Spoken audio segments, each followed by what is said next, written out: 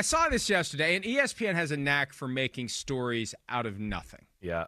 And the thing that Schefter was pushing hard yesterday on social media, that Schrager, the newest arrival at ESPN, was pushing yesterday morning, this idea that phone calls are being made to the Browns in 2 and the Giants in 3. Well, yeah, both general managers, Joe Schoen of the Giants and Andrew Berry of the Browns, made it clear last week they're open for business. We're looking at everything. We're taking calls. Schoen already said, so that part of it wasn't news. The Giants have been getting calls at number 3. Joe Schoen said it himself last week. Right. Andrew Berry made it obvious that they're going to do what's in the best interest of the team, and all options are on the table. He wouldn't even commit to using the pick at number 2. This idea that it's somehow news that phone calls are being made to the Browns or the Giants, that is one of my pet peeves, because this is what they do all the time. You know this. They make phone calls. They talk. They get the lay of the land. Hey, what are you thinking? What are you looking for?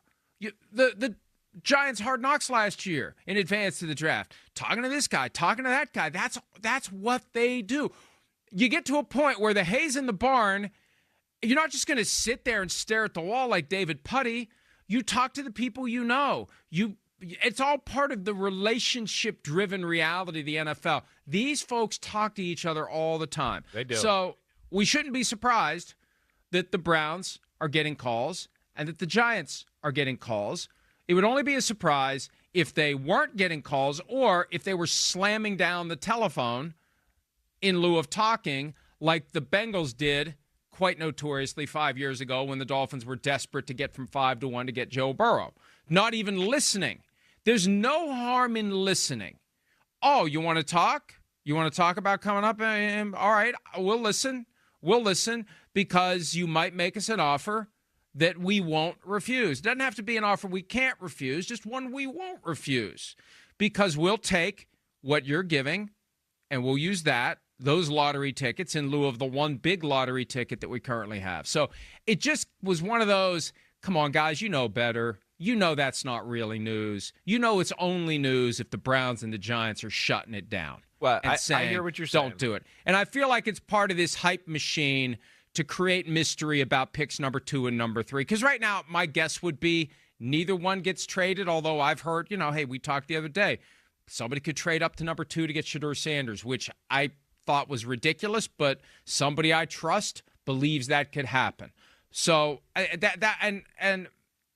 get it. I understand why it's done, but I see it. It's like, man, for somebody who's been doing this 25 years, you know what a real news story is, and you know what a manufactured one is. Well, I hear you there. I hear you, but I do think maybe there's excuse me, some intriguing, interesting context here to maybe what Peter Schrager is reporting and all that. I mean, we do know Schrager, Schefter, they're pretty connected in the NFL for sure.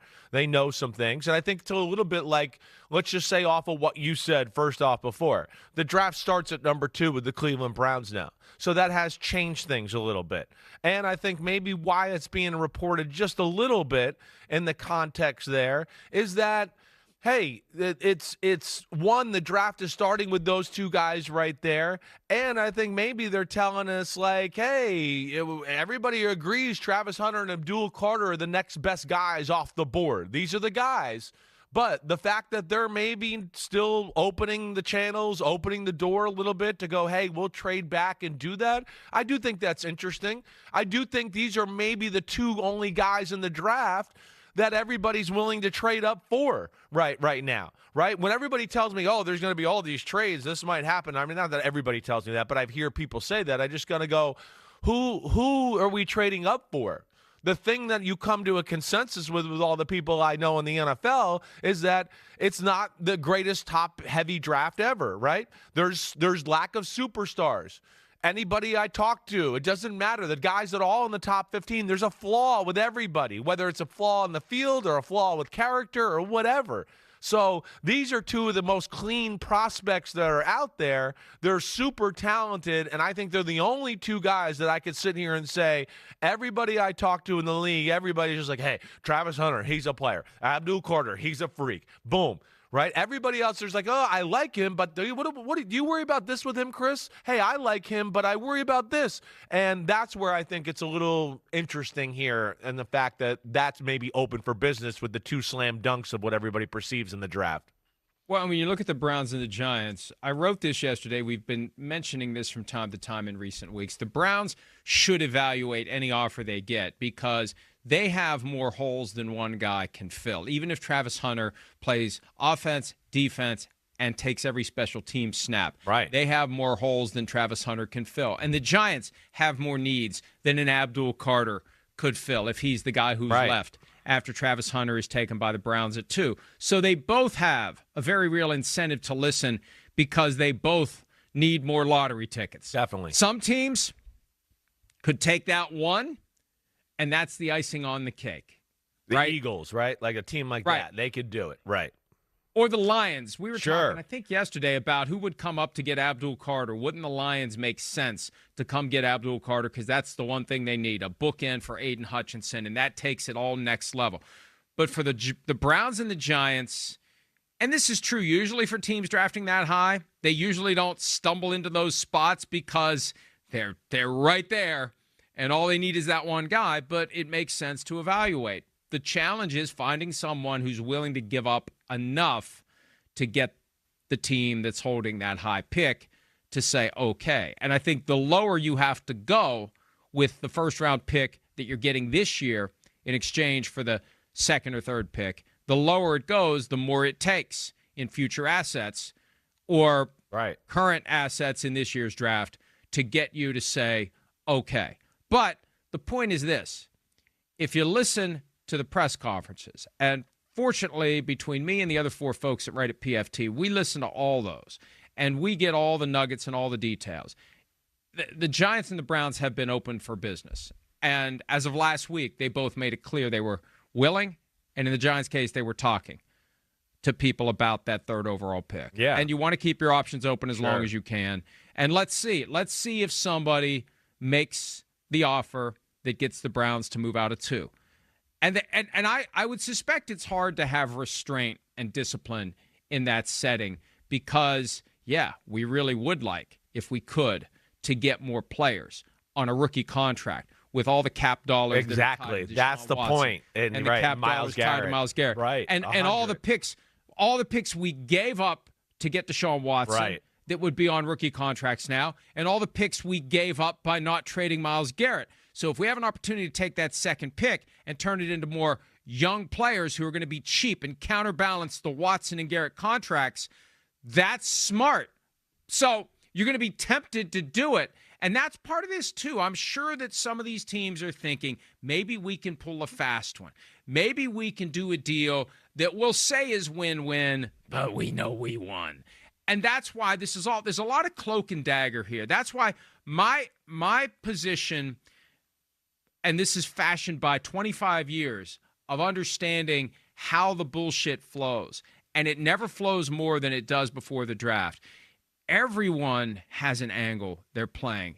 Everyone is trying to manipulate things so they come out of this with the best haul of players and maybe pull off a good trade that the team that they snookered doesn't realize it was a bad trade. And there's just a lot of that goes on. And that's why I think it's just dangerous to traffic in.